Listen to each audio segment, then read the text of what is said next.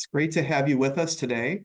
We have a really important topic that we're going to be discussing, and I'm really glad to be here. My name is Steve Smith. I am the CEO of Association Management Center, and with me today are two of my colleagues, and I'll introduce them in just a moment, but I wanted you to know what we're going to be talking about, which is our focus for today's conversation is really how do we ensure continuity when it comes to culture within the board, particularly as people and issues are ever changing and evolving. And so to help me unpack that today are two of my esteemed AMC colleagues. First, I want to introduce you to Sally Weir, who's the Executive Director for the American Society of Pediatric Hematology and Oncology, and also Mike Norbit, who is the Vice President of Business Development and oversees our consulting practice here at Association Management Center. So welcome. Glad to have you both with me. We're going to jump right in. And Sally, you have worked with your board for many years, and I know take great pride in that partnership that you have with staff and board leaders. And I wondered, as you're bringing people onto your board, how do you orient them to the work of the organization, but also the culture of how the board accomplishes that work with each other? Love to hear a little bit about how that works for you. Thank you, Steve. ASPA does have a strong leadership development program, and we conduct ongoing training to sustain really a high-functioning board that really deepens our culture. We incorporate an orientation at every level of a volunteer role, reemphasizing who we are and how we perform, as well as providing resources and ongoing training. Our orientation is conducted immediately prior to volunteers taking on their new role. And that orientation includes a number of different elements, providing an overview of nonprofit board governance, for example, which varies from volunteers' healthcare institutions' governance structure. We cover other items such as expectations of high-performing boards, roles and responsibilities, certainly key legal aspects they need to be aware of, decision-making process, board meeting structure, conflict of interest, review of major programs and services, external relationships, management introductions and board management relationships, which I'll talk about in just a minute, and communication. There are several elements to our volunteer development in addition to orientation, making sure there's clearly defined leadership competencies, transparency, again, ongoing education, very important, mentors for new committee chairs and new board members, and time for engagement and relationship building. Our leadership incorporates board development regularly on various topics to nurture our culture. Again, ongoing education, articles, for example, at each board meeting that a volunteer might lead that discussion, an investment in Clifton strengths for each staff member as well as board members, and a reminder at each board meeting of our collective strengths and also our gaps, just to ensure we're understanding where our strengths are coming from and what we need to focus on. Our executive committee and management attends leadership training courses on an annual basis, and then we make sure that there's board engagement at each of our meetings. Learning about the culture really does take time, but we have found that incorporating orientation and ongoing education throughout the year has been very successful. That's great. And Mike, you have a chance to work with a number of boards each year as you're invited in to do some work around board development and planning. What are some of the things that you're noticing that boards are doing to ensure that their culture continues and that it helps them effectively make decisions and lead the organization? Yeah, I think consistency is really one of the keys. And what Sally described is a really great example of a consistent and effective process, because if you are delivering kind of the same message year after year to the group, it's going to really take root, and your board is going to naturally kind of respond to that. And if there was one, I guess, addition or one suggestion that I would make that boards can really kind of think about trying to employ, it's include your full board in the orientation from one year to the next, because you want more than just your new board members or new committee members, et cetera, to hear those messages. Because if everyone is hearing it together at the same time, not only are they sort of digesting the content collectively, but it gives them a chance to talk about some of these things. So what we often see when we're called in for a board orientation session is that you have some new board members who are asking really good questions.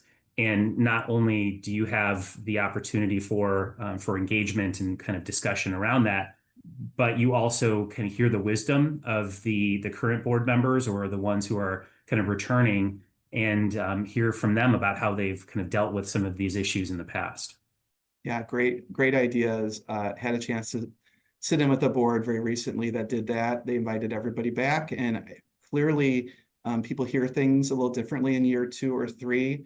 And it is really nice to hear them share what the experience has been like, and to provide some tips to the incoming board members and just be welcoming. So really like those examples, and I appreciate your sharing them.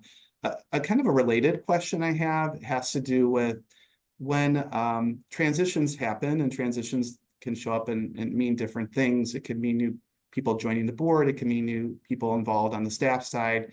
But I'm curious, maybe we'll start with you, Mike, this time. What have you seen groups do to really navigate those transitions in a way that, again, it's not affecting the culture of the board or how they work, but it's having an impact. So what are some strategies that you've used or seen other groups use around navigating change and also protecting the culture?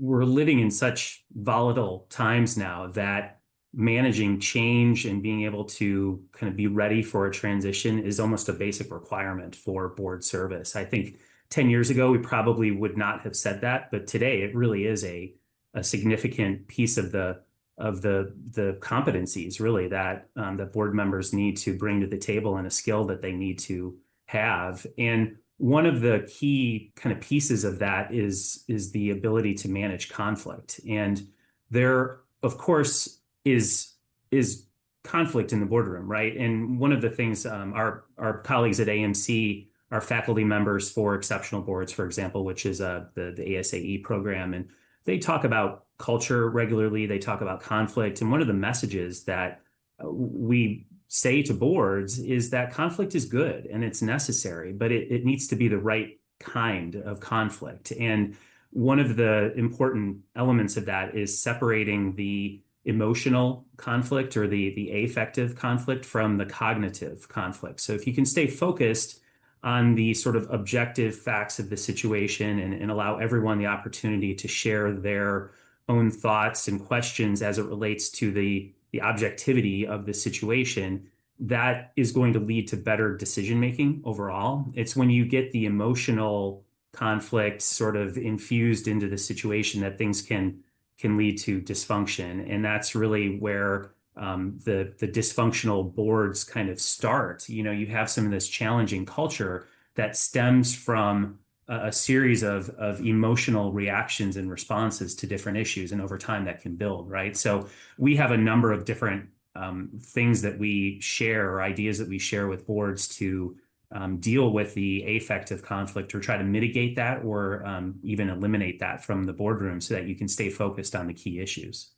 Yeah, and it's a good reminder that change is constant, and disruption is often something that can trigger conflict, right? Or distractions and things that could impact the focus of the board and the commitment that the board may have to manage and lead through their priorities. And so, yeah, interested in getting your perspective also, Sally, about, when there are things that are happening around the organization that cause change or disruption, what are some of the ways that you're able to leverage that culture that you've created to get through that in a successful way? As you both have noted, culture is critical and central to navigating change successfully.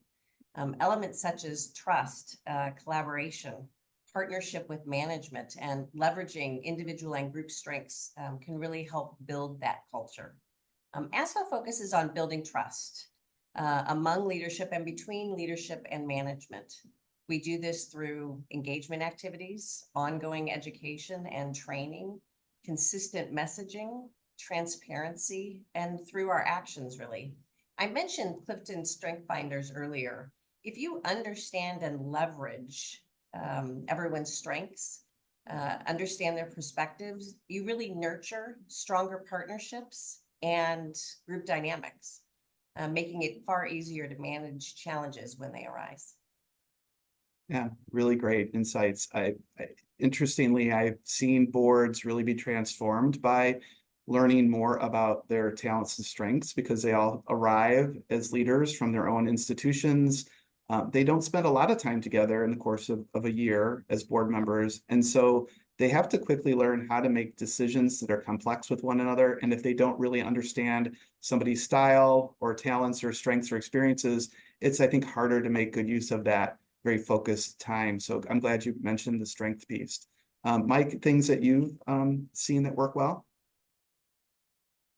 Yeah, well, certainly those types of elements of strengths finders, and I think, leveraging that, what Sally mentioned in terms of trust, I think is really critical too. And one of the other things that we have seen is, and it's a study that we kind of promote as a part of our board development, is the idea of social time and how there's a correlation between social time and effectiveness in board culture, right? So the time spent together actually is a strong indicator of the amount of, or the level of trust that board members have in each other and their willingness or desire to continue as being a board member from one term to the next, right? To extend that. So, just simple things like board dinners and providing or making room for some of that social time builds that trust in the boardroom.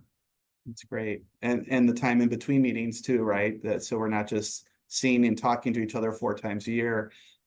So great. Well, this has been really enlightening, and I wanted to give both of you a chance to share any other thoughts or suggestions you have, or things that as you consider the audience for this, which is people that are leading boards as volunteers, and also providing some staff support. What is your sort of final thoughts or words about how to really sustain and celebrate and be committed to that culture that's been created to ensure the organization continues its success? And go ahead, Sally, we'll start with you. Sure. I think if you've found your way to volunteer for a local, a state, national, or even international association, you obviously care about making a difference. So investing in learning how to become a high functioning board and deepen your experience, build a culture, make a significant difference in the impact your organization can make on your industry. There are many resources, from ASAE's Exceptional Boards course to simple board governance articles that you can find online. Those are available, and they support building a culture that's fun and effective, which is really important, especially in times of change. Great. And Mike, any final words or thoughts you want to share? Yeah, I'd underscore what Sally mentioned. I think it's a spirit of continuous improvement. One of the other things that I think we have recognized over the years is the fact that volunteers for associations tend to be kind of the really involved high achievers, right, in their industries and fields. And so it's natural that they're going to want to commit to continuous improvement, right? So that would mean engaging in the different programs that are offered through either ASAE, Association Forum, et cetera, being a lifelong learner, right? Kind of embracing the scholarship that's out there and trying to improve their performance as an individual board member, as well as a kind of a collective unit as a board. And one other thing that I kind of talk about too, because not every board member has experience when they in fact, not many board members have experience, right, when they arrive at a board. And one of the things that I talk about is my past experience as a journalist. I was a newspaper reporter in a former life and spent a lot of time covering school board meetings, park district board meetings, et cetera. And I spent time covering the federal government as well, early on in my career. And I think there's this natural tendency to see what happens in Congress or at a school board meeting and think that that's a natural way to behave in the boardroom. And you see, like in city council meetings, people arguing, or the way that they behave, and then afterwards, right? They're kind of talking about how they totally disagreed with other people's stances or opinions on different issues, and those are frankly just the opposite of how you should behave in a boardroom, for an association or a nonprofit. And I think that is one of the key ideas that I stress, and that comes out through our fiduciary duties discussion as well. I mean, these are pretty fundamental issues and topics, but it requires an open mind too when you come to a board, and if you are new to being a leader in that capacity, really being open to learning and understanding what it takes to be an effective board member and contributing to a high performing board.